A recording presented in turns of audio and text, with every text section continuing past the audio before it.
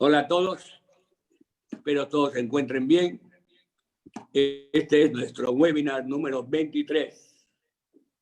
En primer lugar, la buena noticia, sobre todo para los adultos, es que el gobierno, escuchando el mensaje ciudadano, ha levantado la prohibición para la salida de los adultos mayores por la pandemia. Noticia, pues, que definitivamente viene de la presión justa y equitativa que se hizo sobre esta injusta e inconstitucional situación. Debemos, en ese sentido, agradecer a muchas personas que de una y otra forma han defendido esa posición, así como al defensor del pueblo, a varios abogados, entre ellos amigos míos como Enrique Gersi, como María Elena Pesquiera en redes, como Marilú Viñati en Facebook, como Rafael Rezopatrón en los medios de comunicación y muchos otros que la ciudadanía en general ha manifestado su rechazo. Y finalmente hemos tenido luz verde. Sí, es importante saber y conocer de que la actitud de manifestar en estas circunstancias por cuestiones inconstitucionales y que van en contra de la libertad es fundamental. Entonces, este llamado que se hizo a la reunión en el Óvalo Gutiérrez para mañana a las 10 queda sin efecto, pero sí esperemos que esta situación similar no vuelva a suceder. No he leído el comunicado oficial sobre esto. Entiendo que lo publicado por los medios es lo que ha dicho el presidente después del Consejo de Ministros. O sea, creemos que es así. El tema que nos toca hoy, que es antes de eso quería hacer una observación importante, que es que como adulto mayor y ciudadano de este país, debo reiterar mi agradecimiento a todos los que levantaron su voz por la libertad. Ahora esperamos que hagan igual con los menores, en compañía evidentemente de sus padres y ahora de sus abuelos. Yo creo que eso es importante, que los menores también lo revise el gobierno y pueda hacer lo mismo que ha hecho con nosotros los mayores. Bueno, hoy día tenemos con nosotros a un conocido nuestro que es el almirante retirado Jorge Montoya, ex jefe del Comando Conjunto de las Fuerzas Armadas y además hoy día es un político actual. Y también tenemos al doctor abogado Sergio Tapia, especialista en Derecho Internacional, ex asesor del Congreso de la República y estudioso de la subversión en el Perú. Previamente le he solicitado al almirante Montoya nos haga una reseña para un homenaje a nuestro héroe nacional, el almirante Miguel Grau, en su 141 aniversario.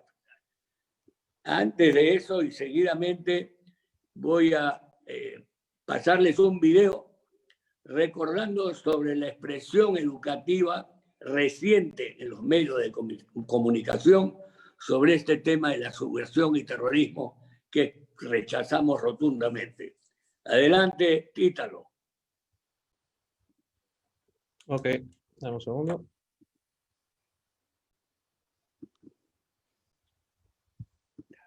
La ideología del comunismo iba en contra de las empresas privadas, el comercio a gran escala y contra la desigualdad social. En otras palabras, se oponía fuertemente al sistema capitalista. Por eso, debido a la corrupción y el aparente abandono del Estado, surgieron pequeños grupos políticos en las universidades de algunas provincias del Perú. Y posteriormente, algunos de ellos se convirtieron en grupos subversivos. Abimael Guzmán, o también conocido como Camarada Gonzalo, era el que daba órdenes a sus secuaces para empezar el conflicto interno. Primero, el adoctrinamiento. Varios universitarios y profesores de las universidades públicas en Ayacucho fueron influenciados en las largas charlas de Abimael Guzmán. Abajo al Estado. El pueblo debe tomar el poder. ¡Viva el comunismo!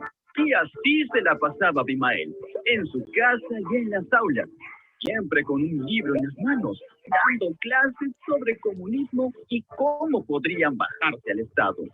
Segundo, acción. Los senderistas iniciaron la subversión contra el Estado desde Ayacucho, robando a los hacendados, secuestrando alcaldes, repartiendo el dinero robado entre los campesinos pobres. Estas acciones hicieron que muchos pobladores humildes los vean como un grupo justiciero. Tercero, entrar en guerra con el Estado. El gobierno empezó a mandar soldados a la zona de emergencia, pero cuando estos llegaron, no sabían dónde estaban los senderistas. Solo veían símbolos comunistas de la hoz y un martillo pintados en las paredes. Los senderistas no usaban ropas de guerra ni polos con el símbolo comunista, sino vestían como cualquier poblador. Por eso los militares no sabían a quién debían atrapar. Por eso muchos de los militares de esa época fueron acusados de encarcelar, torturar y desaparecer a personas inocentes, creyendo que pertenecían a Sendero Luminoso. Nunca más. Bueno, le cedo la palabra al almirante Jorge Montoya. Gracias, Pepe. Buenas tardes con todos. Quiero agradecerles la invitación y la oportunidad de poder expresarnos en estas fechas, sobre todo empezando con una reflexión sobre la figura de nuestro gran almirante Miguel Grau Seminario. Miguel Grau Seminario fue una persona muy especial, tuvo una niñez muy dura. Él fue embarcado en buques mercantes a una edad muy corta. La vida en el mar es dura y en esa época mucho más. Y nadie se explica cómo un niño, un joven que ha crecido prácticamente solo, alejado de su familia, haya podido desarrollar un carácter y unas virtudes como la que desarrolló Grau. Eso significa que él tuvo una buena madera y tuvo buenos carpinteros que tallaron su carácter. Los comandantes de esas naves deben haber sido muy buenos profesores y guías para poder formar a una persona de la talla del almirante Grau. Luego desarrolló su vida de manera normal, llegó a la juventud, entró a la escuela naval, se graduó como oficial de marina, antes fue mercante, luego fue oficial de marina, con una experiencia vastísima en los temas del mar. Y en su vida particular hizo una familia bien formada, muy preocupado de la educación de sus hijos, era un católico que expresaba su fe profundamente, y también tuvo una vida política. La vida política lo llevó al Congreso, respetando siempre la Constitución. Y a lo largo de su vida tuvo muchos hechos notables, ¿no? Del día a día. Uno para resaltar cuando el presidente de turno quiso imponer a un almirante extranjero al mando de la escuadra, se levantó Grau con otros bravos marinos y impidieron terminaron presos. ¿No? Se rebelaron ante la autoridad cuando correspondía hacerlo. Ese tipo de dignidad y de honor que representa Grau, tenemos que mantenerlo vivo, porque ante cualquier descuido se puede perder. Y si se pierde eso que hemos cultivado como valores de la institución, perdemos mucho. Perdemos la seguridad y la tranquilidad de la nación, porque nos convertiríamos simplemente en empleados del gobierno de turno. Y no es así. La Fuerza Armada respeta la Constitución y está bajo la jerarquía de la Constitución, de la norma de las leyes constitucionales, no de las personas. Eso tiene que ser bien entendido, porque se confunde. Y se confunde en todos los niveles, en el nivel político y en el nivel militar. Y es lo que ha estado pasando últimamente. O sea, Grau nos dio muestra de todo, de ser un buen político, un buen cristiano, un buen padre de familia, un excelente marino. Y cuando tuvo que embarcarse, lo hizo de inmediato. Se le presentó la oportunidad de desembarcarse porque había ascendido al grado de almirante, tenían el grado para dárselo, decidió no aceptar el grado para poder continuar a bordo del buque, si no hubiera tenido que desembarcarse a tareas administrativas o operacionales, pero en tierra. Eso muestra el tipo de hombre que era, una lumbrera para el país, para toda la eternidad. Hay que recordarlo siempre. Este gobierno, justamente para el día de Grau, ha quitado el feriado. El feriado no es un feriado de jolgorio, es un feriado de conmemoración, donde los peruanos recuerdan a su héroe, recuerdan sus hazañas, rescatan sus valores. De repente tiene temor el gobierno de que se rescaten esos valores y que la gente vea que realmente están equivocados totalmente. No, no sé el motivo, la verdad, estoy especulando, pero no sabemos qué pensar cuando dan una directiva de esta naturaleza, aduciendo de que es para que la economía se reactive y no se puede parar. Y hay gente que les cree, que cree en eso, porque hay peruanos de buena voluntad también, que son inocentes y que no se dan cuenta del manejo político que se tiene en estas cosas.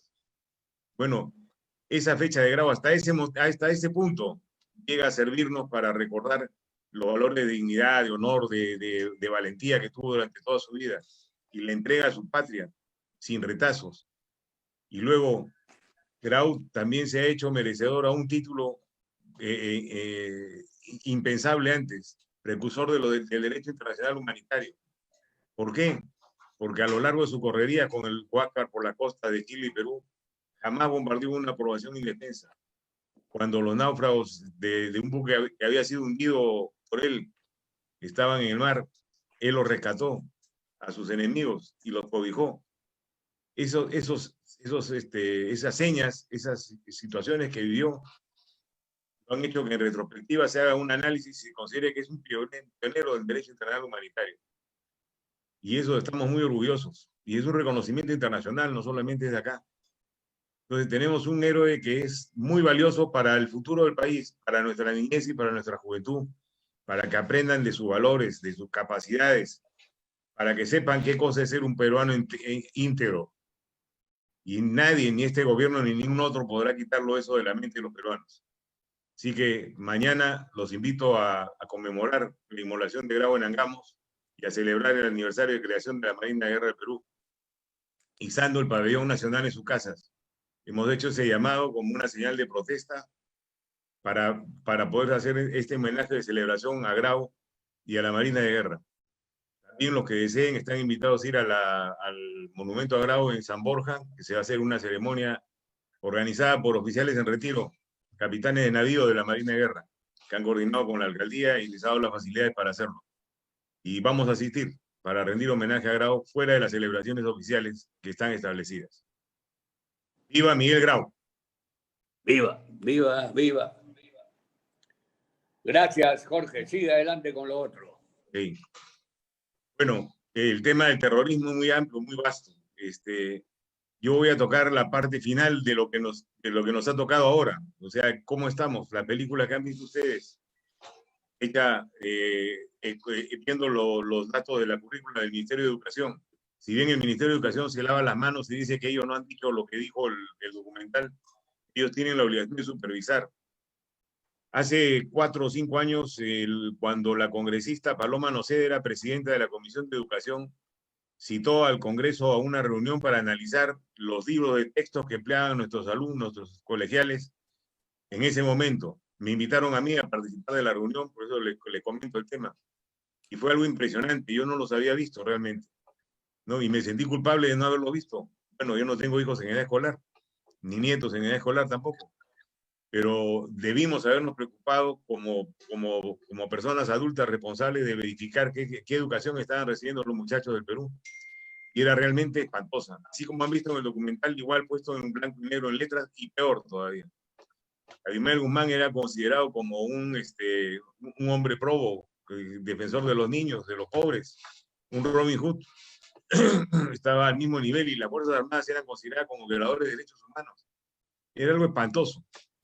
Entonces se hizo un trabajo muy fuerte en esa comisión y lo felicito, siempre los he felicitado por el trabajo, que es la primera vez que he visto que un congresista haga un trabajo de esa naturaleza, que obligó al Ministerio de Educación a crear grupos de trabajo para reevaluar las currículas, cambiarlas y volver a editar los libros. Cuando llegan a esa etapa, igual me invitan a participar.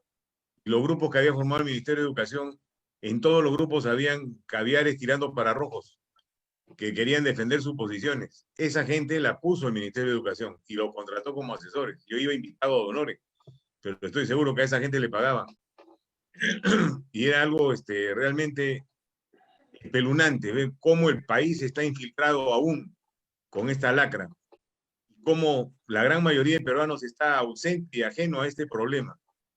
Eso no lo entiendo hasta ahora. Tenemos que sensibilizarnos un poco más.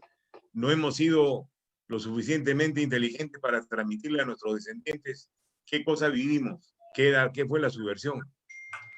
Cuando la subversión la vencimos militarmente y la perdimos políticamente, ¿no? ¿Qué pasa cuando se cambia de gobierno de Fujimori a Paniagua? Viene el odio político. El odio político hace confundir todo, ¿no? Entonces, los que entraron odiaban todo lo que había hecho Fujimori y así sea bueno o malo, lo destrozaron. Y una de las cosas que destrozaron fue el trabajo que se había hecho con el terrorismo. De los presos que estaban, soltaron a los presos, entraron en un diálogo con los que estaban con Abimael y los que estaban en el penal naval para ver de qué forma podían llegar a una conciliación y crearon la Comisión de la Verdad y Reconciliación. Eso fue durante el gobierno de Paniagua y Toledo. Empezó Paniagua y lo cerró Toledo. Nos causaron un daño que hasta ahora no se recupera. A partir de ese momento se generaron una serie de juicios contra los militares por derechos humanos. Para esto, ONGs habían preparado a fiscales, pagándoles sus cursos para que estén preparados para poder meter a los militares a la cárcel. Hasta el día de hoy tenemos militares enjuiciados. Eso es parte de la guerra contra el terrorismo, la lucha contra el terrorismo. Tenemos alrededor de 1.000 oficiales, 1.000 personal militar en proceso de juicio. El doctor Tapia está siguiendo un juicio hace más de 30 años con el caso del Frontón. Ella seguramente va a mencionar algo al respecto. Entonces, esas son cosas que tienen que estar consideradas en los gobiernos como parte de la lucha contra el terrorismo para terminar con el terrorismo. No se puede terminar con el terrorismo cuando está infiltrado el Poder Judicial, está infiltrado el Ministerio Público y tiene a las Fuerzas Armadas sentadas en los banquillos de acusados durante 30 años. Y aún así no cejamos y seguimos peleando en el BRAE y seguiremos haciéndolo. Pero solamente nosotros, la sociedad civil responsable de ver estas cosas, no lo ha hecho. Más bien, protege a los simpatizantes de los terroristas. Los abogados de los terroristas del Frontón normalmente los llaman a programas de televisión para que den opiniones como si fueran doctos en cualquier materia relacionada al tema jurídico. Eso es inconcebible. ¿Y quién los llama? Los medios de comunicación que viven en la nube de Paita.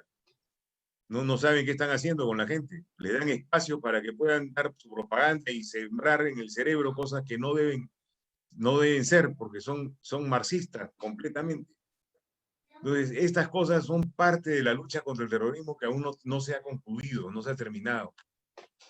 Durante el gobierno de Toledo, no se hizo ninguna acción contra el terrorismo. Se cerraron las bases, no se invirtió ni un centavo, se recortó el presupuesto y el BRAEN comenzó a generarse, a crecer. El BRAEN no era lo que ha sido, lo que hemos encontrado después nosotros. No, el BRAEN era uno de los tantos sitios donde estaban los terroristas, una zona muy complicada, pero también muy bella para el turismo. Si se desarrollara eso sería una maravilla, pero es muy complicada para actuar militarmente. Entonces el terrorismo se dejó libre para que creciera y crecieron estos grupos que todos conocen y siguen actualmente en el problema.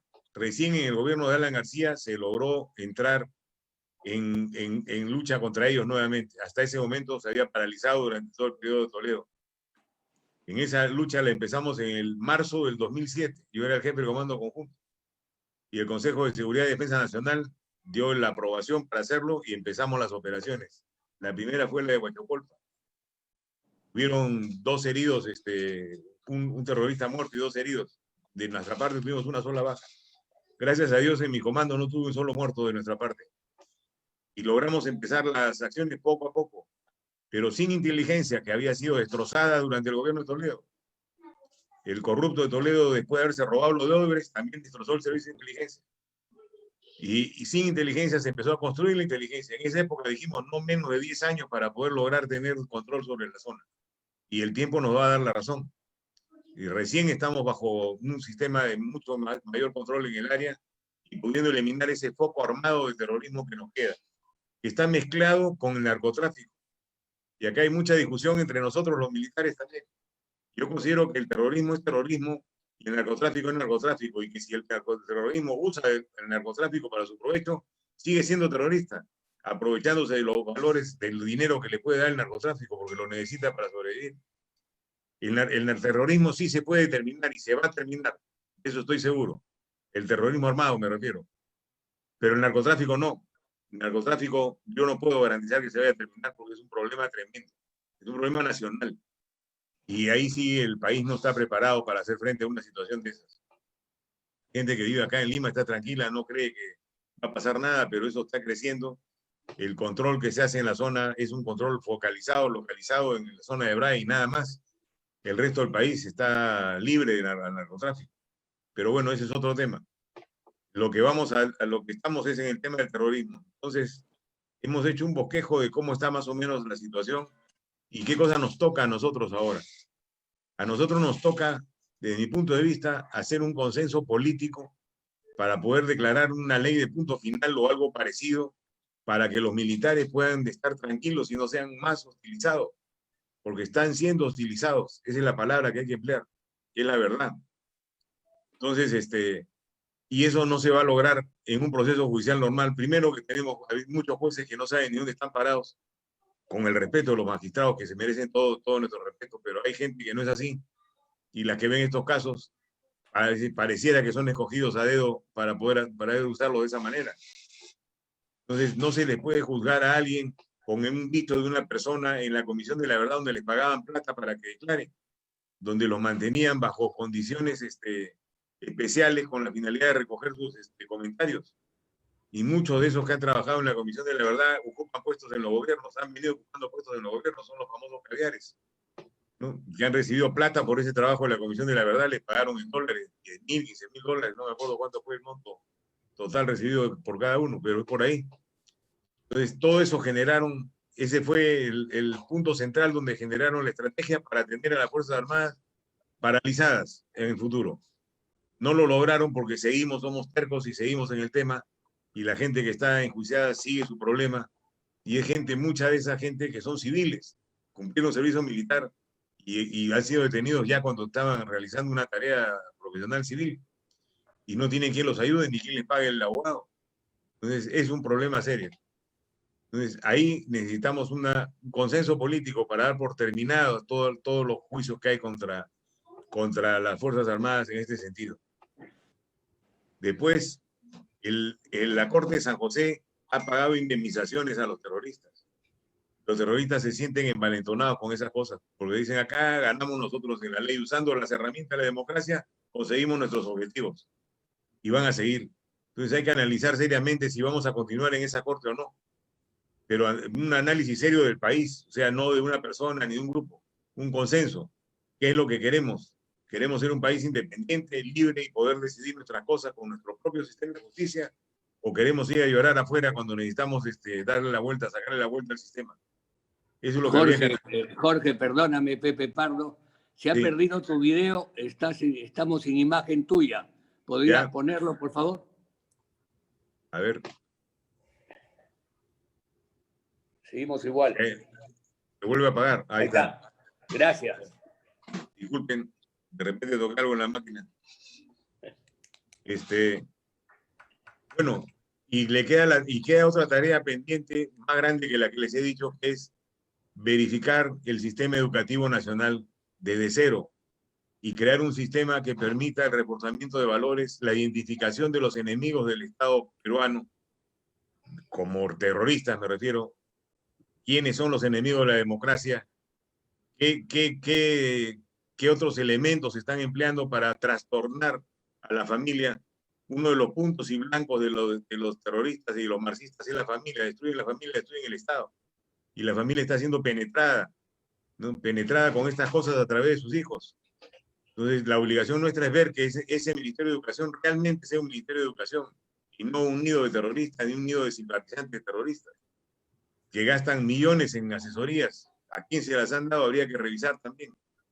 Entonces, esa es otra tarea importantísima para poder establecer una línea base para nacer de ahí como un país tranquilo, sin terrorismos a futuro. Actualmente está el tema del Movadef, que es un tema muy serio, que no ha sido tomado con la seriedad que se debe tomar, y lo estamos dejando que sigan trabajando y actuando en todos los medios que pueden. Están metidos en las universidades, y ahí se le tiene que hacer una lucha ideológica, tiene que haber debate entre los muchachos, tiene que haber alguien que respalde la otra parte, no lo hay. Están solos, sembrando su doctrina. No tienen respuesta. No se ve una respuesta organizada de nada. Ellos sí están organizados, tienen una estrategia y están avanzando cada día más. No nos extrañemos que si no hacemos nada, en 10 años más vamos a estar otra vez empezando con focos terroristas en las ciudades. Entonces, hay que ponerle el ojo a eso y preocuparnos todos, porque es una preocupación de todo el país. No es de la Fuerza Armada, no es del gobierno de turno específicamente, es de la sociedad en su conjunto, que tiene que rechazar esta amenaza, tiene que ponerse los pantalones y decir, no queremos esto en nuestra tierra. Terrorismo nunca más, pero real, con hechos, no con palabras, ¿no? Eso es lo que nos falta, acordarnos de lo que ha pasado. Ya está pasando nuestra generación, la generación que vivió el punto más feo de esto, y después no va a quedar quien lo recuerde, porque los que nos siguen no han sido enseñados en esta materia. La historia que reciben está en un párrafo de un libro en 5 años de educación secundaria. Eso es inconcebible. Y es culpa de todos nosotros que no nos hemos preocupado de la verdad. Debería haber un capítulo completo del terrorismo. ¿Cómo fue que se venció al terrorismo? ¿Cómo trabajaron las Fuerzas Armadas bajo gobiernos democráticos luchando contra este fenómeno? Que no sucedió en otros países. Somos el único país que logró vencerlo militarmente al terrorismo. Y no terminamos como Colombia, gracias a Dios, que ahora están los terroristas sentados en el Congreso.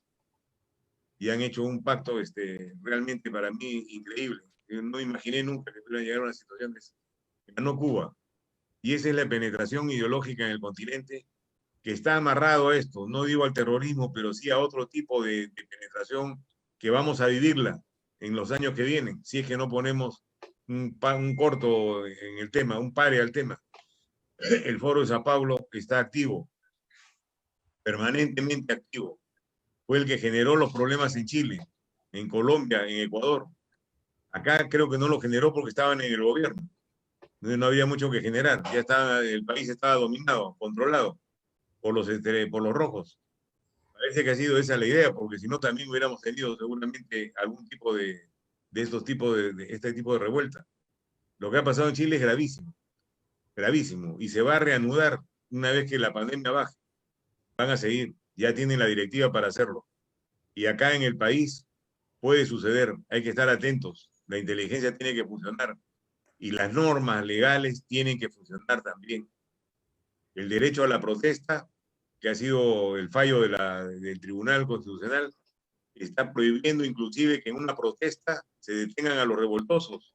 Entonces, eso es un problema serio, porque las fuerzas del orden no van a poder hacerlo. Nuestro marco legal tiene que ir acompañándonos para poder defender el futuro del país. Y si hay algo que está mal, hay que cambiarlo. La forma la sabrán los abogados y los juristas, pero hay que hacerlo. Y lo que tiene que tenerse claro es que una democracia y un país tiene que tener armas legales para defenderse tan poderosas como las armas de guerra. Porque sin esas armas legales, los que respetamos la democracia, no podemos actuar, por más que querramos. Que la Fuerza Armada le dice actúen, no puedo porque hay una ley que dice que yo no puedo hacer esto, y no lo va a hacer hasta que no cambien la ley o le den una norma específica para poder actuar. Entonces, en esos detalles no nos preocupamos, pero sí por el otro lado van trabajando los que están infiltrados, tratando de buscar en aras de los derechos humanos y de cuidar de la integridad de las personas, se le van al otro lado la mano y total le damos impunidad a los delincuentes. Y eso forma parte también del problema de la seguridad ciudadana, como una cosa aparte. Bueno, lo dejo ahí para dar espacio a las preguntas y no cansar al auditorio. El doctor Tapia tiene una brillante exposición que va a tomar más o menos 45 a 50 minutos. Muchas gracias, Jorge, muy amable. Le pasamos el micro a Sergio.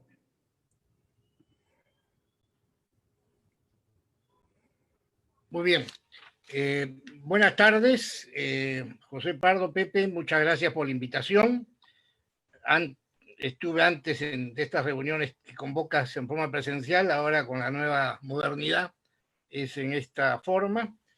He visto en pantalla muchos y viejos amigos, a cada uno de ellos un gran saludo.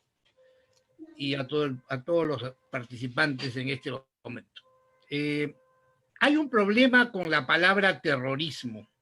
Hay un problema con la vivencia que del terrorismo hemos tenido en el Perú, que no se tiene el concepto claro de lo que es el terrorismo. Esto, por ejemplo, lo hemos visto con el video que precedió a la intervención del almirante Montoya. Este video que ha sido editado oficialmente por el Ministerio de Educación para la educación escolar secundaria peruana. Y, sin embargo, cuando escuchamos a veces a un expositor, leemos un artículo en el diario o revisamos algún libro que se ha publicado sobre el terrorismo en el Perú, no queda preciso el concepto y el término. Bueno, no nos debería extrañar lo que digo cuando la Convención Americana contra el Terrorismo tiene la siguiente declaración de Ecuador, que deplora que los Estados de América no hayan podido llegar a un consenso sobre lo que es el terrorismo. O sea, si los Estados de América todavía no han podido ponerse de acuerdo en lo que es el terrorismo, no debería llamar la atención entonces, o sí, que en el Perú, que hayamos sufrido durante 17 años de actividades terroristas en todas las ciudades y en el campo, todavía no tengamos un concepto claro de lo que es el terrorismo. Evidentemente, la palabra terrorismo tiene su historia y en cada país se ha dado en forma distinta. Y además cada país ha adoptado diferentes formas de luchar contra el terrorismo. Ha habido terrorismo en Estados Unidos. Acuérdense de las torres de Nueva York, que fue una cosa impresionante lo que pasó en aquel año del 2001. Y Estados Unidos declaró su guerra contra el terrorismo como Estado en alianza con otros países. Países europeos también han sufrido actos terroristas, ya no provenientes de una religión del Islam. Recuerden ustedes, en el año 72, la tremenda crisis que hubo con relación a las Olimpiadas Internacionales realizadas en Múnich, cuando el grupo Septiembre Negro, vinculado a la Organización de Liberación de Palestina de Arafat, secuestra 11 de la representación olímpica de Israel, los asesina a todos. De los 8 terroristas que hacen esa operación en Múnich, 5 mueren por la policía alemana y 3 quedan presos 53 días. Al cabo de 53 días, Alemania tuvo que liberarlos porque habían secuestrado un avión de Lufthansa y lo intercambiaban o todos los pasajeros o estos 3. Entonces, el mundo ha estado hackeado por el terrorismo. Pero no solamente ahora, en el siglo XX. Miren ustedes, ya en el siglo I, el siglo que vivió Jesucristo, los romanos tuvieron en Judea un gran problema con un grupo que hacía actividades terroristas, que mataba romanos o mataba personajes judíos de clase media o clase alta, comerciantes. También tuvimos en el siglo XIX una actividad constante de los anarquistas que hacían asesinatos para producir terror. La Primera Guerra Mundial a principios del siglo XX siguió a un acto terrorista, como fue el magnicidio del archiduque de Austria. Los irlandeses, su guerra de independencia contra Inglaterra durante el siglo XX fue una manifestación, además de actividades terroristas. Los ingleses emplearon terrorismo, aprendido por su experiencia con Irlanda, a los alemanes en la Segunda Guerra Mundial. Los comunistas franceses y los grupos liberacionistas hicieron actividades terroristas contra el invasor alemán de sus tierras. Palestina ha mantenido actividad terrorista con Israel. Entonces, ¿qué cosa es el terrorismo? Si hay aquí tiene varias motivaciones, religiosa, política, está en guerras entre un Estado y otro, es una reacción contra alguien que invade. ¿Qué cosa es el terrorismo? ¿Cuál terrorismo nos tocó a nosotros? Pues a nosotros no nos tocó ni el terrorismo que sufrieron los romanos en la invasión a Judea, ni el terrorismo anarquista ¿no? Ni el terrorismo serbio que mata al archiduque de Austria. Nos tocó otro tipo de terrorismo. Nos tocó que hay un partido en el mundo que se llama Partido Comunista del Perú, y en cada país adopta el mismo nombre y la misma bandera, adicionando el nombre del país: Partido Comunista de Chile, Partido Comunista de Argentina, de Nicaragua, etc. Y estos partidos tienen una ideología común, por la cual la violencia es el camino para la toma del poder. Yo he estudiado en Universidad Nacional, yo soy abogado por San Marcos, he visto los grupos comunistas, he tenido compañeros que después han estado presos por ser senderistas. Tengo varios conocidos de la facultad que son abogados de sendero en los juicios. Viví en los años 70 de la universidad, que era una embullición ideológica del comunismo en las universidades. También en la católica, que estaba la vanguardia revolucionaria. ¿Qué es lo que unísonamente decían todos los grupos, aunque tuviesen diferentes nombres? La violencia es el camino al poder. Esa era la ideologización, esa era la consigna que tienen los comunistas siempre. Esa violencia la pueden hacer a modo de una guerra civil, como tomaron el poder en Rusia.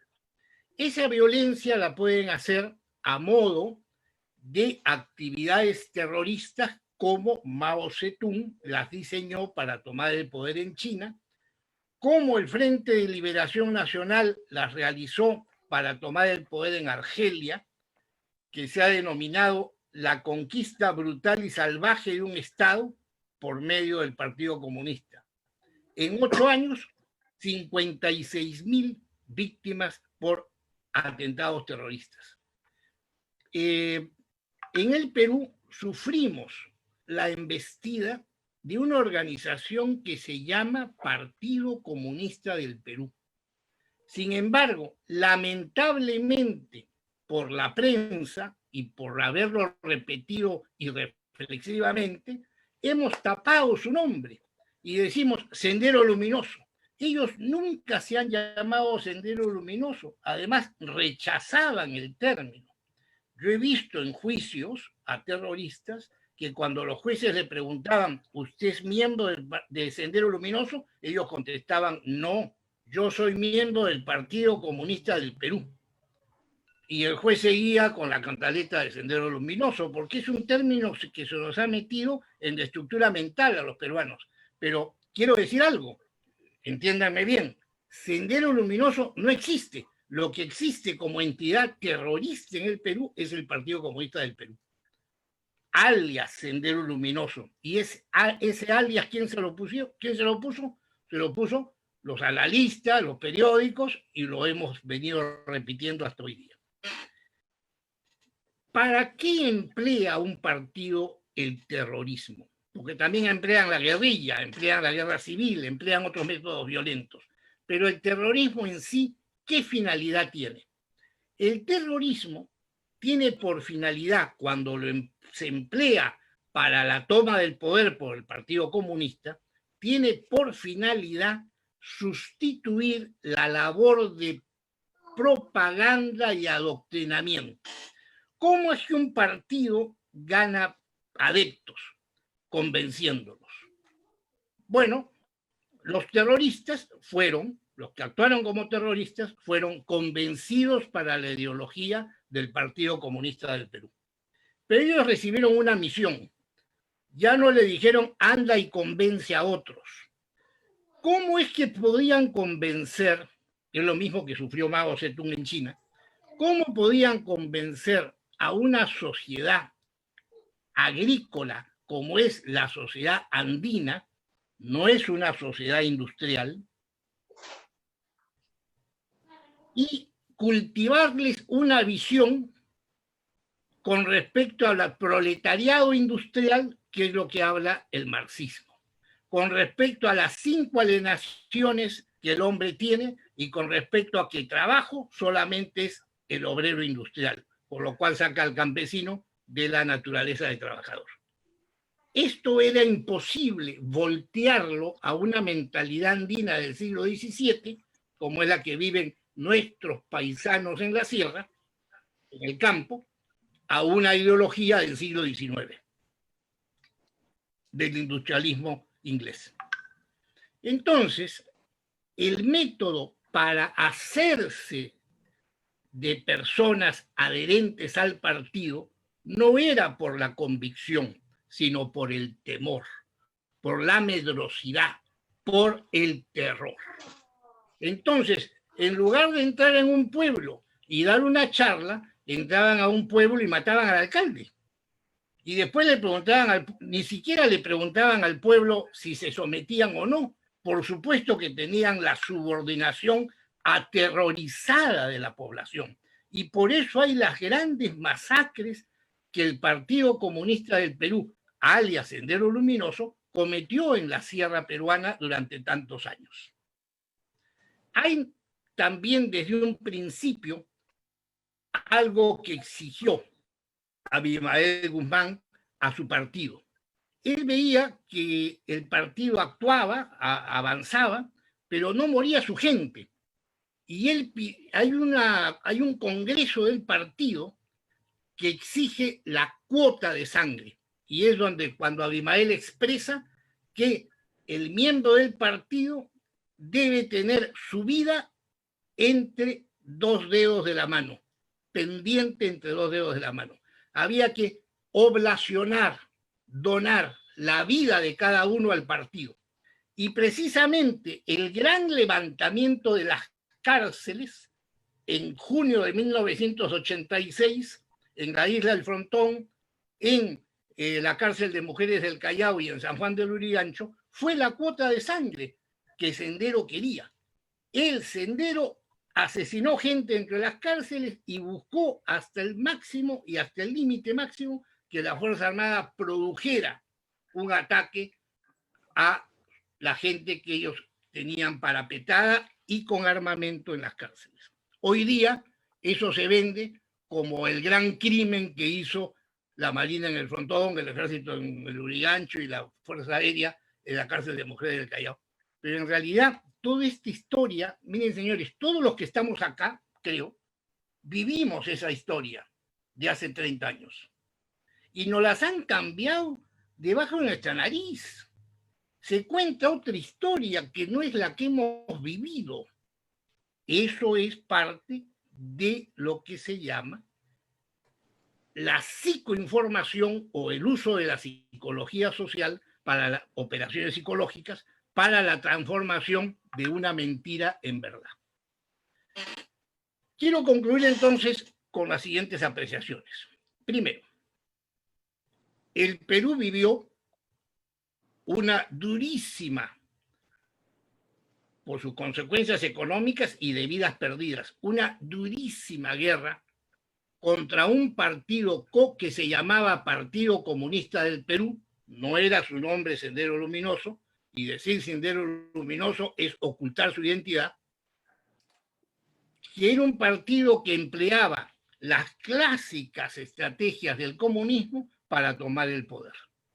Segundo, el Estado peruano, en su función de protector de la sociedad, y las Fuerzas Armadas, con sus objetivos legales y constitucionales y reglamentarios de la seguridad nacional y de la defensa de la sociedad, combatieron este cuadro de realmente maquinaria mortal que significaba el Partido Comunista, con casi 12.000 miembros, todos en actividad permanente para asolar y matar personas.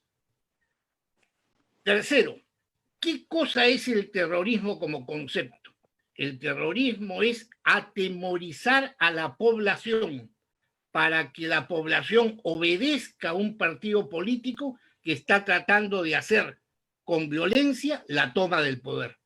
Se está haciendo un golpe de Estado para sacar a los que gobiernan y gobernar él. Pero como no tiene tiempo puesto que está acelerando el proceso, no tiene tiempo para el convencer ideológica o doctrinalmente a la población, consigue sus adeptos a través del terror, de la adhesión por el temor. Por lo tanto, cuando muere uno en un acto terrorista, el muerto no es la víctima del terrorismo. El muerto es, el fallecido es alguien que fue asesinado. Los que somos víctimas del terrorismo somos los que quedábamos vivos, porque nos atemorizaba y poco a poco nos iba ganando. Y fíjense ustedes, acuérdense cómo fueron los años 80 y mitad de los 90. Vivíamos en unas circunstancias, no sé si iguales o peores en algunas circunstancias de lo que estamos viviendo ahora con la pandemia o similares. No había agua, no había luz, no había alimentos, no había inversión. La gente se iba a otros países a poder vivir, trabajar y salvar su vida. Muchos peruanos consiguieron visa de Estados Unidos, no de residente, sino de personas recogidas por razones humanitarias por un país que estaba en llamas. Hoy día, siguiente conclusión o apreciación, ¿qué tenemos? Se modificó totalmente la estructura del Poder Judicial. Ya el delito no lo conoce el juez de provincia, que es el juez penal, ni el proceso es realizado en la Corte Superior del departamento, sino si todo se ha reunido en 4 jueces en Lima. Porque es muy difícil que el Partido Comunista del Perú, que todavía existe, y es muy difícil que los abogados comunistas, que aunque no sean del partido, son primos ideológicos y constituyen ONGs y estudios de abogados, etcétera, y Movadef y otras entidades más, es muy difícil controlar 5.000 jueces a nivel nacional, pero sí es muy fácil controlar por convicción ideológica o por terror, por temor, a 4 jueces en Lima. Y así tenemos entonces que en esa concentración y en ese golpe caviar que hubo en el año 2000, ¿no?, la estructura judicial sirve hasta hoy día, estamos en 2020, para sancionar militares y liberar terroristas. Ya terroristas casi no hay ninguno en las cárceles. Solamente los que fueron condenados a 35 años están esperando su salida pronta. Todos los demás están fuera. Lógicamente hoy día el comunismo ha cambiado de táctica. Hoy día ya no son la ocupación violenta de la sociedad, sino utilizan las técnicas gramscianas, que es evitar la violencia, pero controlar los medios de comunicación, el Estado, la cultura, etc. O sea, han invertido el orden de la ecuación, aunque el producto siempre es igual. Antes era tomar el Estado para controlar la prensa, la educación, el Estado, la inversión, la cultura. Ahora no. Empiezan por controlar la prensa, la educación, etcétera, y después el Estado caerá como pera madura. En ese aspecto, entonces, concluyo que nuestra experiencia debería estar atenta a lo que está pasando en Colombia. En Colombia se ha aplicado lo que se llama la justicia transicional. ¿Qué significa eso? Es una creación de los ONGs comunistas que tienen todo un emporio a nivel internacional. ¿Y qué cosa es transicional? ¿Cuál es la transición? Todo país que ha sufrido una guerra revolucionaria, ya sea por guerrilla como Colombia o por terrorismo como el Perú, y que sus fuerzas armadas han ganado al partido, hay que voltearles la ganada a través de los procesos judiciales. Este tema todavía en Colombia no se ha concluido. en el Perú sí estamos avanzando bastante más que en Colombia con respecto a los procesos judiciales contra militares y favorables a terroristas. En Colombia se ha constituido una nueva justicia que se llama la justicia transicional, formada por jueces extranjeros. O sea, es la entrega de la soberanía más esencial de un Estado, que es juzgar a sus connacionales. Fíjense ustedes, Pinochet no fue juzgado en España, fue detenido en Inglaterra y devuelto a Chile para ser juzgado porque los chilenos juzgan a los chilenos. En Colombia no. Los extranjeros, jueces designados por el señor Diego García Sayán y 4 más funcionarios de la ONU, han designado jueces extranjeros para juzgar a los militares y absolver a los miembros de la FARC. Cuidado que esta justicia transicional se está ensayando en Colombia a ver cómo sale. Todo fue producto de los acuerdos que se discutieron y se firmaron, ni más ni menos que en la ciudad de La Habana, la capital de la violencia del comunismo para América Latina. Yo pienso que aún el problema del comunismo en el Perú no termina y estoy convencido desde que hace muchos años vivimos un proceso continuado de un golpe de Estado caviar en el Perú que está tomando instituciones delante nuestra y ante nuestra pasividad o con la lucha de algunos que están seriamente viendo este tema. Bueno, quedo a disposición cuando se abra el periodo de preguntas a las que puedan tener ustedes. Gracias. Muchas gracias, Sergio. Muy interesante lo que acaba de decir. Y vamos a entrar pues a las preguntas. La primera pregunta es para ambos. Dice así. Según lo dicho por el doctor Tapia, esto es la pregunta, es para los dos. Todas esas acciones de la toma del poder que son por violencia, en casi todos los casos se producen por situaciones de tremendas diferencias. Tremendas diferencias entre riqueza y pobreza, desigualdades inmensas y el enquistamiento de la corrupción en el poder. ¿Cómo ven ustedes nuestra situación en esos términos y qué debemos hacer para evitar que eso nos suceda o nos vuelva a suceder? Contesta Jorge Montoya primero.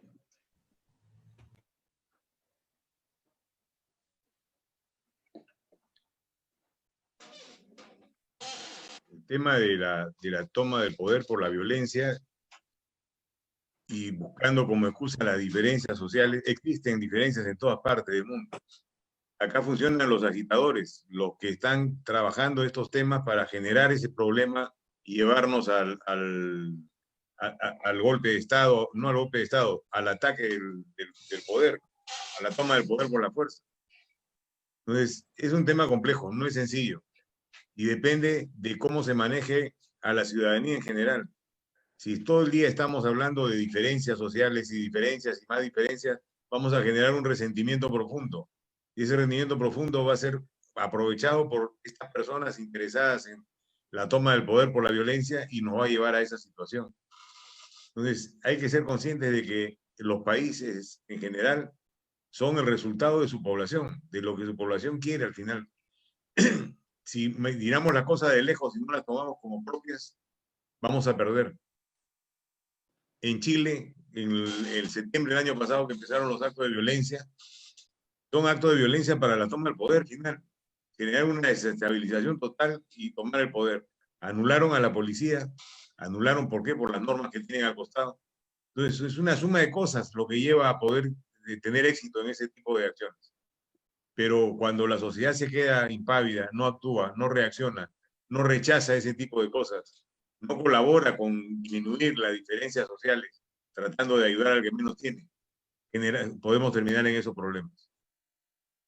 Lo dejo ahí para que Sergio continúe. Gracias, Jorge. Pasamos a Sergio Tapia. Sí, gracias, Pepe. Muy bien, Coco, la respuesta. Quiero complementar por acá. Miren, el marxismo, Carlos Marx propiamente, dice que las condiciones revolucionarias de una sociedad son de dos tipos, objetivas y subjetivas. Las condiciones objetivas son las que el Partido Comunista encuentra en la sociedad sin haber hecho nada y que puede permitirle al partido explotar. Pero dice, a veces, hasta lo más ignominioso que pueda haber como injusticia social en un país, no se vuelve causa revolucionaria si no hay conciencia de esa condición ignominiosa. Y por otro lado, las causas subjetivas, que es donde el marxismo trabaja más. Las causas subjetivas de la revolución son, primero, la potencialidad política del partido, la capacidad del partido de convocar y arrastrar gente, la capacidad del partido de convencer a un puño de personas a que sacrifique su vida matando a otras personas. Entonces, la pregunta es correcta. Nuestra sociedad peruana tiene desajustes sociales. Pero es curioso que Sendero no pudo entrar en las comunidades iquichanas en Ayacucho. Acuérdense lo que sucedió con el grupo de periodistas. Este grupo de periodistas estaban confundidos, creyendo que se acercaban a una comunidad, la de Ushurajay, y sacaron sus banderas rojas, pensando que la comunidad ya era comunista. ¿Y cómo reaccionó la comunidad de Ushurajay? Los mataron a todos los periodistas pensando que eran terroristas. Las comunidades, por más que hayan estado alejadas, con una serie de deudas sociales seculares que el Estado tiene con ellas, no fueron antipatriotas, no fueron procomunistas. El comunismo es un problema de clase media. El comunismo es un problema de estómago lleno y cabeza vacía. El comunismo es un problema ideológico, no es un problema de hambre. Ahora, puede ser que a veces el comunismo explota algunas condiciones de desajustes sociales a favor de su revolución. Y por acá termino con lo siguiente. Qué lástima que después de 17 años que hemos sufrido terrorismo y que hay una a nivel nacional, porque aún hay una prolongación del terrorismo que se expresa en el BRAEM hasta hoy día, después de 17 años que asolaron nuestras casas, nuestros barrios, nuestros centros comerciales, nuestros autos, etcétera, el país quedó en deuda de justicia social en muchas cosas. El látigo del terrorismo no sirvió para enderezar muchas cosas que en el Perú suceden, como por ejemplo la gran corrupción que hay del Estado.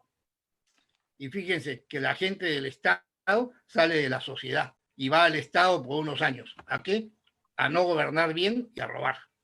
Y eso no es justo en una sociedad que tiene aún tanta deuda. Señores, yo conozco familias que tienen 8 hijos y un solo celular para darle educación hoy día a sus hijos a través del celular. Y el presidente se pasa ampliando y prometiendo que ya llegarán las tablets y ya el año escolar se ha terminado. Yo conozco una familia que la madre trabaja de heladera en invierno, imagínense, y tiene un celular para 2 de sus hijos y corre para una clase y para otra para que puedan estudiar. Ese es el Perú de hoy, de ayer y de hoy día y de mañana, sin ninguna esperanza de que creo yo que el gobierno, que yo estoy muy defraudado de él, esté aportando realmente cosas que puedan suavizar las aristas injustas que hay en el Perú. Y que eso pueda explotar el comunismo, por supuesto. Acuérdense que el comunismo tiene encuadrado a todo el magisterio escolar a través del SUTEP. Y el SUTEP es un sindicato que en sus estatutos, artículo 1, dice que es un sindicato marxista-leninista. No habrán sido terroristas, pero son primos hermanos. Perfecto. Gracias, Sergio. Seguimos con las preguntas para ambos. Dice así: modificar los contenidos educativos exige votar por un gobierno de derecha que pueda enfrentar a rojos y rosados, erradicándolos del sistema educativo. ¿No creen que es necesario que se difunda quiénes son los organismos de fachada de los terroristas? ¿No sería conveniente que grupos como este formen doctrinariamente las generaciones para enfrentar al terrorismo también desde el punto de vista ideológico? Jorge. Sí, es necesario hacer algo con relación a esto. Es difícil poder encontrar una solución fácil al tema, pero lo que es cierto es que esa infiltración tiene que desenmascararse. Tiene que desenmascararse y ser eliminados del sistema educativo. No podemos permitir que en un país que se considera demócrata exista gente que dirige la educación que no cree en la democracia y emplea sus puestos para destruirla, generando ideas en la mente de los jóvenes que están entrando a aprender, a estudiar.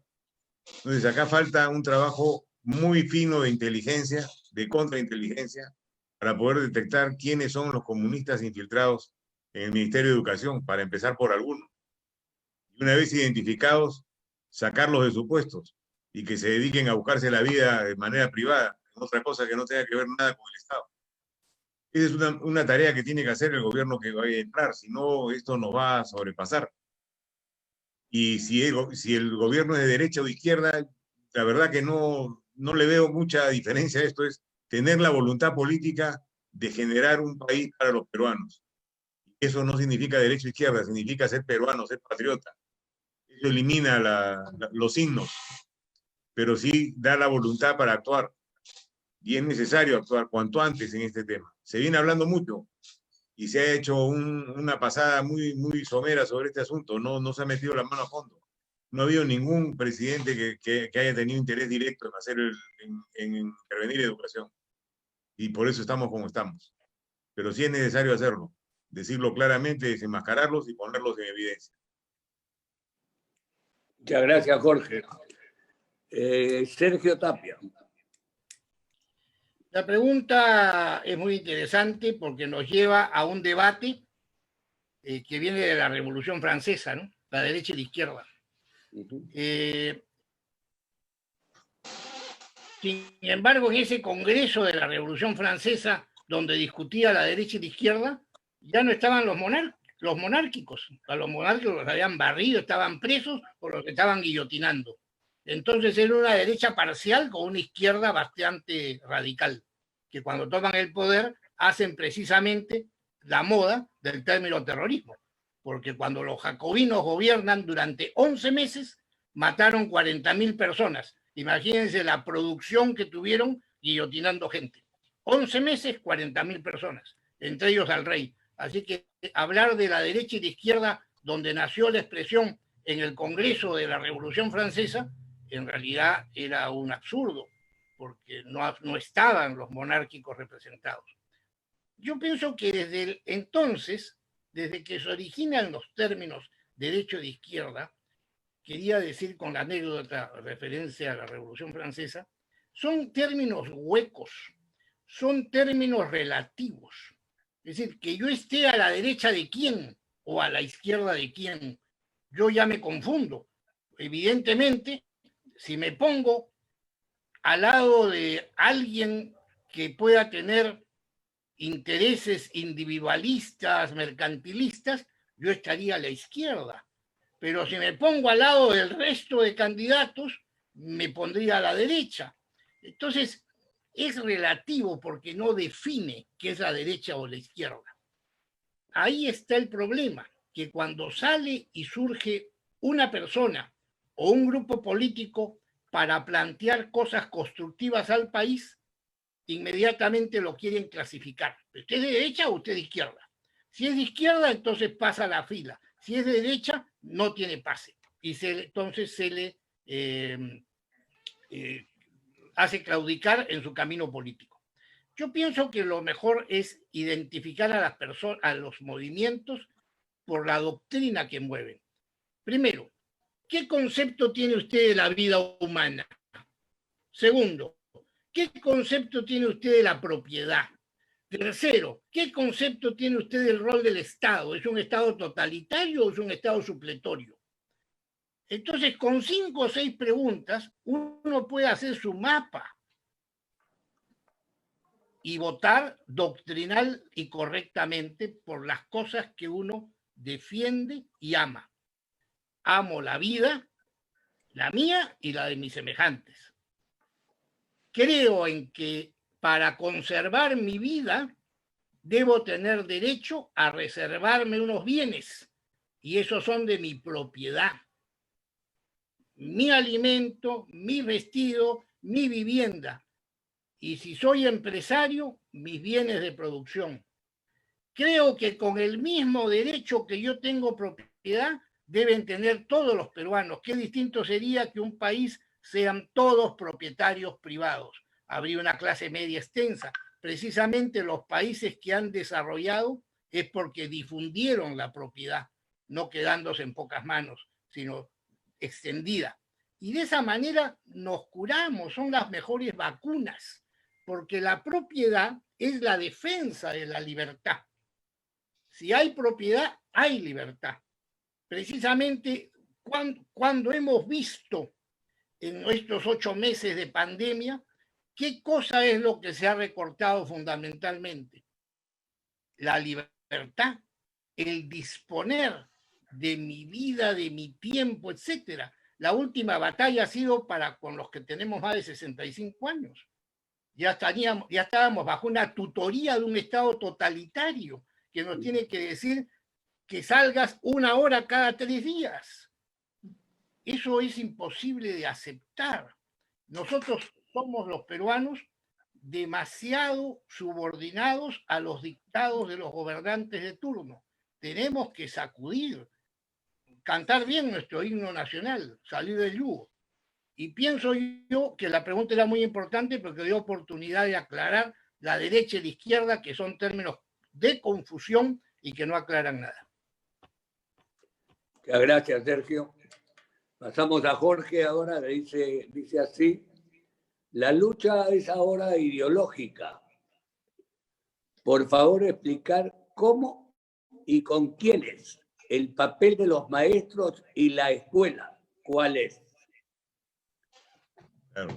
El Movadef, que es el que está haciendo esta labor de concientización, lo hace en las universidades, pero también en algunos colegios.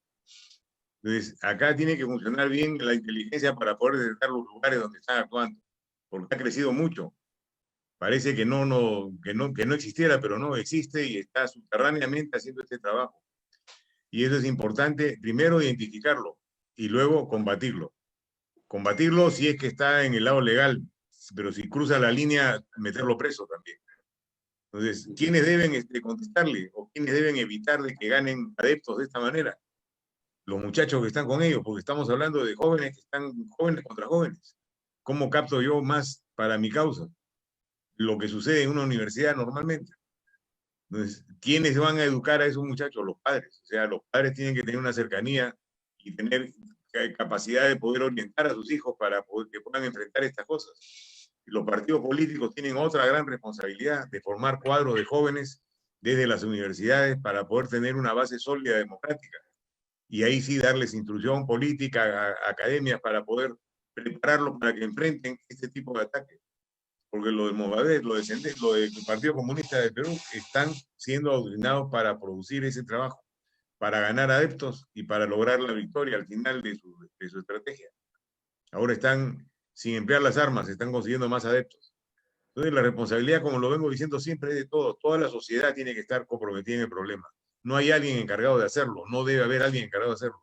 Todos debemos preocuparnos, porque esta es la interacción diaria que sucede en los colegios, en las universidades, en los trabajos, en todo sitio. Ellos van avanzando y los que no se preocupan de esto, vamos dejando que avancen. Cuando nos demos cuenta va a ser muy tarde y lo vamos a tener encima de nosotros. Entonces, Considero que esta es responsabilidad de todos, preparar a los muchachos para que puedan afrontar la vida desde jóvenes, que sepan realmente qué principios y valores tienen que defender. Grau es un buen ejemplo para eso, lo dije al inicio de la conversación. Hay que imbuirlos de esos valores y ese espíritu.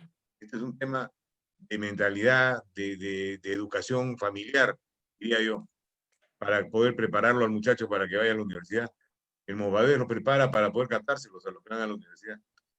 Hay que cuidarse simplemente y tener la mente abierta y las ideas claras para poder actuar en el momento debido. Muchas gracias, Jorge. Esta pregunta es para el doctor Sergio Tapia.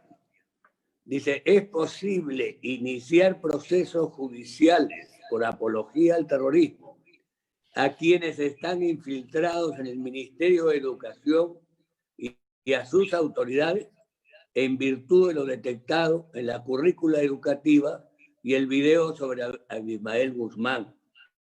Asimismo, en el Ministerio de Cultura, por el video sobre Hugo Blanco. Hechos concretos acompañados de acciones de amparo para que no se siga utilizando ese material. Bien, que es posible y que se debe hacer, es posible y se debe hacer. Pero también estas acciones tienen que ir con su correlativo de entender que hoy día el verdadero grupo gobernante del Perú es un ONG que ha realizado un trabajo de penetración, ideologización y control en el Ministerio Público y en el Poder Judicial, y que ahora gobierna en el Perú. Y me refiero al IDL. Todo lo que he dicho no es ningún insulto, no es ninguna injuria, no es ninguna calumnia. Ellos gobiernan porque dan las caras. Ustedes han visto que ¿quiénes van presos en el Perú en el último año? Aquellos que salen de una grabación de video o de llamada telefónica distribuida por el IDL. ¿Quiénes son defendidos por el IDL? Aquellos que generalmente están en contra de los que queremos rectificar el rumbo del Perú. Entonces, hay que identificar a quienes son los contrarios, y nuestros contrarios han hecho un trabajo de años ubicándose bien. Miren, el comunismo controla a los maestros de aula en la educación estatal desde hace 50 años. Cuando yo era un joven profesional, hablé con el ministro Guabloche, que algunos se acordarán, fue el ministro de Educación de la época militar de Morales Bermúdez. No sabían qué hacer con el problema del Sindicato Único de Trabajadores de la Educación Peruana, SUTEP, que controlaba totalitariamente la educación nacional. Hoy día ya no controlan solamente al maestro de aula, controlan desde el despacho ministerial para abajo en el Ministerio de Educación, controlan el Ministerio de Cultura. Entonces nos hemos dejado quitar nuestra influencia correcta y lógica que debemos tener en las cosas públicas. Somos ciudadanos privados, desinteresados de las cosas de la República, de lo que sucede más allá de nuestra puerta de casa. Lamentablemente le hemos entregado mucho terreno al enemigo ideológico. ¿Que se puede recuperar? Se puede recuperar. Reunámonos y lancemos un plan de recuperación nacional para restaurar que el Perú se vuelva a llamar Perú y sea un país decente para nuestros nietos y también para los últimos días nuestros. Muchas gracias, Sergio. Para la última pregunta, hay varias otras, pero no tenemos más tiempo, el tiempo nos ha ganado. Esta pregunta es para ambos también. Empezamos con Jorge y dice así: el Perú clama por educación, salud, empleo, trabajo. en suma desarrollo social y económico, no solo crecimiento, ni la izquierda ni la derecha. ¿Los políticos de hoy encarnan esas reivindicaciones? ¿Acaso no es claro que solo están pensando en sus intereses? Somos una sociedad masivamente desideologizada. ¿Es así? Sí, yo creo que sí. Muy poco nos preocupamos de la ideología. Somos más prácticos en algunas cosas y dejamos que sucedan. Somos muy permisivos. Como decía Sergio, estamos acostumbrados a sojuzgarnos ante las normas oficiales y no reclamar. Nos falta un poco más de incentivo para reclamar propio, ¿no? Uno mismo incentivarse a hacer reclamos que sean en provecho de todos. No es fácil definitivamente cambiar la conducta de una sociedad como la nuestra, pero hay que tratar de hacerlo. Los políticos que hemos visto o que están ahora en ejercicio no tienen los intereses que nosotros pensamos que son los intereses nacionales. Tienen más bien intereses que tienen otro origen o tienen otra intención atrás que no la sabemos. Favorecerse ellos mismos o tienen un interés de perpetuarse en el poder y mantener las cosas como están para poder manejarlas. Entonces, no lo sé, pero no están no actúan como deberían actuar. La última muestra en el Congreso, cuando se puso al presidente para ver si lo vacaban o no, los argumentos que daban para decir que había que dejarlo para evitarle que el Perú entre en una inestabilidad me parecían absurdos. O sea, cuando uno ve una falta a la moral, a la ética pública, no puede pues, minimizarla diciendo mejor dejemos que suceda porque es peor, se va a estabilizar el país. ¿Qué se va a estabilizar el país si estamos ya como estamos? Nada peor nos podría pasar. Pero sí, si hubiera respetado la moral, los principios, la ética, y eso sería un ejemplo para todos, saber que no aceptamos ser gobernados por alguien que no merece respeto, ¿no? Entonces, esas cosas son las que marcan la clase política actual. Todos se dejan arrastrar, se dejan llevar por ese camino. Por más buenos que sean los congresistas, están en minoría los buenos, definitivamente en minoría, porque ganó la otra opción. O hay arreglos políticos de otra naturaleza que no conocemos y que están tratando de que pasarla bien o esperar este mal rato, ya veremos qué pasa después. Y no tomar las cosas como deben tomarse. O sea, cada problema hay que afrontarlo como debe ser. Y no debe haber excusas ni escatimar esfuerzos cuando se trata de obra moral pública. Por eso tenemos tanta corrupción, porque la permitimos. Si evitamos estas cosas, cambiaría radicalmente el país, de eso estoy seguro. Y vamos a lograrlo si es que llegamos al gobierno. Vamos a hacerlo. Muchas gracias, Jorge. Pasamos a Sergio.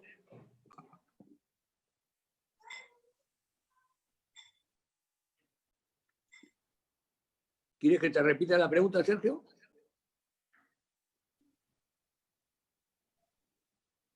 Quedó sin voz. ¿Ah?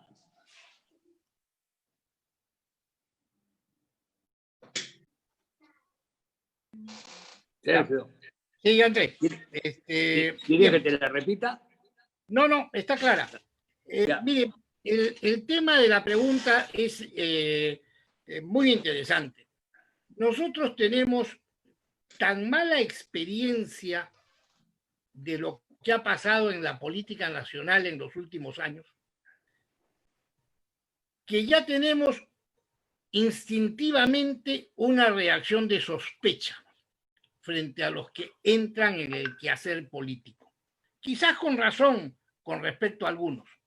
Pero, por ejemplo, en el caso del almirante Montoya, que somos compañeros de colegio desde primaria, nos conocemos de toda la vida y hemos cultivado una amistad a lo largo de la vida, yo estoy positivamente bien impresionado de que el almirante Montoya haya dado el paso y se presente a la política, porque es un hombre que conoce el Estado y va a aportar desde una posición de parlamentario o de gobernante una labor positiva para que la política vuelva a ser redimida al nivel que siempre debió estar. Entonces, yo participo y acepto siempre la sospecha con respecto a que las personas que entran a la política, qué querrán, etc. Bueno, hay que identificar, lamentablemente en una sociedad de 30 millones de personas, muchas veces uno no conoce por qué político vota. Muchas veces el político ofrece algo en su plan de gobierno y no lo cumple. Entonces, votemos por a quien conozcamos, volvamos a reducirnos a identificar personas y tratar de votar por los conocidos, aunque a veces los conocidos dan chascos también, como ha pasado antes. Espero que no pase esto Yo pienso que hay muchas personas que han reflexionado sobre el tema de la necesidad de corregir el rumbo político nacional. No puedes tener tus nietos en el colegio, no puedes tener tus hijos haciendo posibilidad de empresa seria, no puedes tener tú una seguridad en los últimos años de tu vida mientras la política sea un botín de delincuentes y un puerto de mediocres. Esto tiene que terminar ya en estas próximas elecciones. Entonces, veamos, seleccionemos, juntémonos con los políticos más serios, apoyémosle. Fíjense ustedes que los votos no son endosables.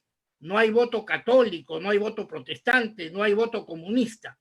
Acá el tema es quién conquista con las campañas periodísticas que hay, quién conquista su lugar en un voto de una sociedad totalmente anómala, anónima y de masas. 30 millones de personas. Muy bien, Sergio, muy interesante. Yo quiero agradecerles a Jorge y a Sergio su gentileza de haber estado con nosotros. Aprovechar la oportunidad para decirle a Jorge, como se lo he dicho también personalmente, no personalmente, sino cuando iniciamos esta conversación, como él ya está en una plancha con el partido Renovación Popular, entonces desde ya los he invitado al partido Renovación Popular, la gente que ellos quieran que participen en un webinar con nosotros, en la propuesta que vamos a hacer con relación a los partidos que queremos invitar, para que a su vez hagan ellos su propuesta a través, como yo siempre digo, de esta muy humilde tribuna. Entonces, espero contar contigo, Jorge, en eso. A Sergio decirle, me interesa muchísimo poder contar contigo muy próximamente también. Es muy interesante lo que acaban ustedes de expresar. Y muchísimas gracias nuevamente. Y gracias a todos, gracias a Ítalo, que es mi asociado, que es el que maneja todo tecnológicamente. Muchas gracias. Ya podemos los viejos salir, muchachos. Gracias, Pepe. Un abrazo. Nos vemos. Gracias. Saludos a todos. Lo mismo.